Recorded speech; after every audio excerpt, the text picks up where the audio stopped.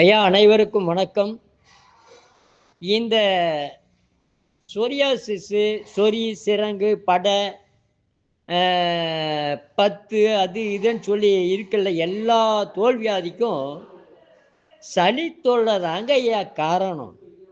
சளி தொல்லையை நீங்கள் மலச்சிக்கலா மாற்றி உடம்புல பல சிக்கலை வர வச்சிட்டீங்க ஐயா. யாருங்க ஐயா அப்படி வர வச்சது? நீங்க தான். நானா வர வச்சேன்? நீங்க தான் வர வச்சீங்க. அதுக்கு என்ன செய்யணும் தெரியுங்களா? ஒன்றும் இல்லை, நிறைய இருக்குது. நிறைய நான் சொல்கிறேன். அவங்க உடம்புக்கு எது ஏற்றுக்குதோ அது செய்யுங்க.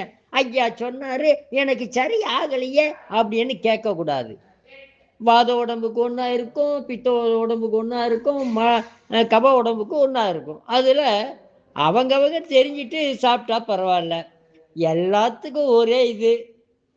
இந்த வெந்தயம் இருக்குதுல்ல, இந்த வெந்தயத்தை ஒரு ஸ்பூன் எடுத்து நல்ல நைட்டு படுக்கிறதுக்கு 10 மணி நேரத்துக்கு முன்னாடி ஒரு ஸ்பூன் எடுத்து வாயில் போட்டு வெந்தண்ணி ஊற்றி முழுங்கிடுங்க. அப்படியே மாத்திரை முழுங்கிற டபக்கன் முழுங்கிடுங்க.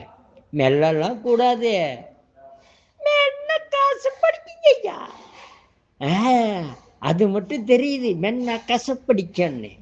கசப்படிச்சாலும் பரவாயில்ல, மெல்லாம நீங்க குபுக்கன்னு முழுங்கிடணும். முழுங்கிட்டீங்கன்னா அது காலையில நீங்க விழிப்பு நிலைக்கு வந்தோன்னா கபக் அப்படின்னு வெளியே வந்துடும். என்ன வரும்? மலம் அப்படியே வெளியே வந்துடும். இது ஒரு வகை. இது போக அடுத்த வகையை நாளைக்கு சொல்றேனே. வாழ்க வளர்க உயர்க. நன்றி, வணக்கம்.